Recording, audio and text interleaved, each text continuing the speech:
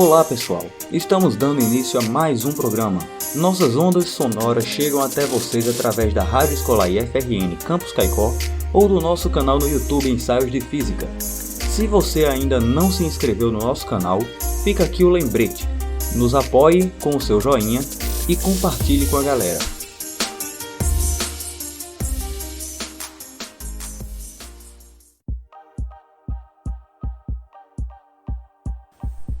Oi pessoal, eu sou a Thaís e no ensaio de hoje vamos tratar sobre o efeito Doppler. Começo com uma reflexão. Você está na rua e de repente você começa a ouvir a sirene de uma ambulância que se aproxima e depois passa por você seguindo seu destino. Você já conseguiu perceber alguma mudança no som da sirene? Bem, para início de conversa, o efeito Doppler é um fenômeno que ocorre com as ondas emitidas por um objeto. O efeito aparece quando existe movimento entre a fonte da onda e a pessoa que está recebendo estas ondas ou até mesmo quando o meio que a onda viaja se move.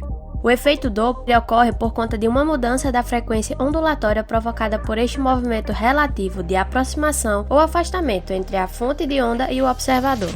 Como você já deve ter notado, as ondas se movem com certa velocidade. Esta velocidade depende de características do meio como densidade, temperatura e fase da matéria. Em geral, ondas sonoras se propagam mais devagar nos gases, mais rápidos nos líquidos e mais rápido ainda em sólidos.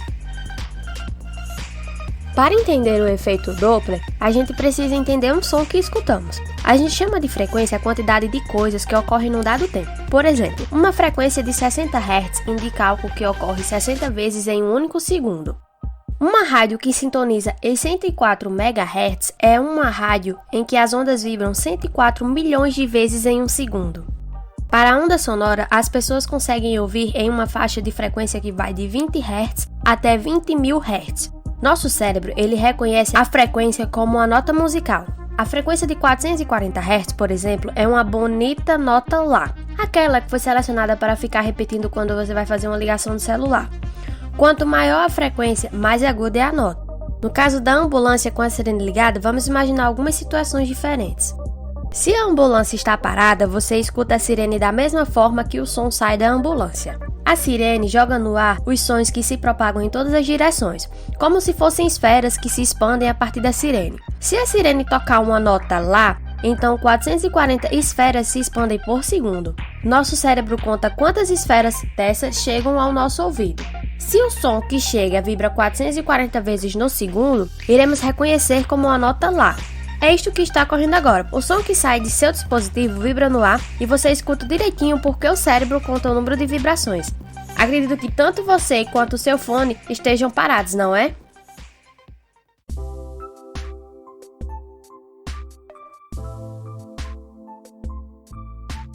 O efeito Doppler chama a atenção quando existe movimento entre a fonte e o receptor. Quando uma fonte que lança 440 pulsos sonoros por segundo no ar se move, ele lança as esferinhas em locais diferentes. Então, a borda dessas esferas ficam mais próximas entre si na direção de movimento e mais espaçadas na direção contrária. Se você estiver ouvindo na parte de maior concentração de esferas, seu cérebro vai contar mais esferas por segundo. Isso significa que mesmo que a fonte tenha tocado a nota Lá, você vai poder escutar uma nota mais aguda, o Lá sustenido, ou Si. Agora, se você estiver ouvindo na parte de menor concentração de esferas, quer dizer, se a sirene estiver se afastando, o seu cérebro ele vai contar menos esferas por segundo e a impressão vai ser de uma nota mais grave. É por isso que o som de um carro de Fórmula 1 se aproximando é diferente do som do mesmo carro se afastando. O carro ele faz um barulho só, mas escutamos de maneira diferente quando se aproxima ou se afasta. Mas quando e como surgiu o efeito Doppler? Senta aí que lá vem a história. Bem, a teoria do efeito Doppler foi descrita pelo físico austríaco Johann Christian Andreas Doppler em 1842 e recebeu esse nome em sua homenagem. Na época, Doppler afirmou que a frequência do som percebida por um observador dependia do movimento relativo entre o observador e a fonte emissora do som. A primeira comprovação do efeito Doppler só veio 3 anos depois, em 1845, com a experiência do cientista Buzz Balt, em que uma locomotiva puxava um vagão com vários trompetistas. Pouco mais tarde, o francês Hippolyte descobriu de maneira independente o efeito Doppler em ondas eletromagnéticas. Nesse caso, o fenômeno é denominado efeito Doppler relativístico, pois quando se trata de ondas eletromagnéticas, a frequência aparente das ondas depende apenas da velocidade relativa da fonte de ondas e do observador, já que a velocidade da luz sempre é a mesma. Esse efeito está muito mais presente no nosso dia a dia do que você imagina. Basicamente, ele é utilizado para medir a velocidade de objetos por radiofrequência ou mesmo lasers. Na astronomia, esse fenômeno ele é usado para medir a velocidade relativa das estrelas e de outros objetos celestes em relação ao planeta Terra. A luz visível emitida pelas estrelas distribui-se em uma estreita faixa de frequência chamada de espectro visível. E quando vemos a luz emitida por estrelas de galáxias distantes, observamos frequentemente aumentamos na frequência da luz, chamados pelos astrônomos de blue shift, já que a luz visível tende a aproximar-se da frequência da cor azul. Nos casos em que as estrelas afastam-se da Terra, o fenômeno é chamado de redshift, ou desvio para o vermelho.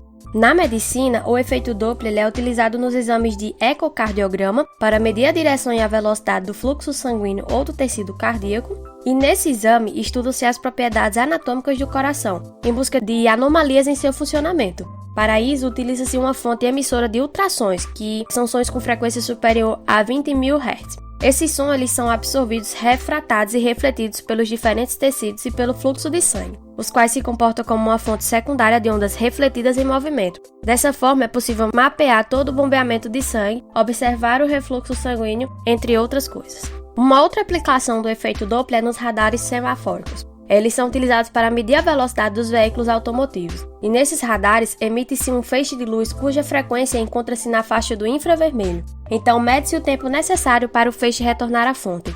E como a velocidade da luz é constante, é possível medir a velocidade que a fonte secundária refletora da luz, no caso o veículo, desloca-se a cada instante, mesmo a grandes distâncias. Bem, galera, no ensaio de hoje tratamos do efeito Doppler, que ocorre por conta de uma mudança da frequência ondulatória provocada por movimento relativo de aproximação ou afastamento entre a fonte de onda e o observador. Vale lembrar sempre do exemplo da ambulância, tá? Falamos também da parte histórica e das aplicações presentes no nosso cotidiano, como na medicina, astronomia e até mesmo nos radares de trânsito. Então é isso, espero que tenham gostado e até o próximo ensaio.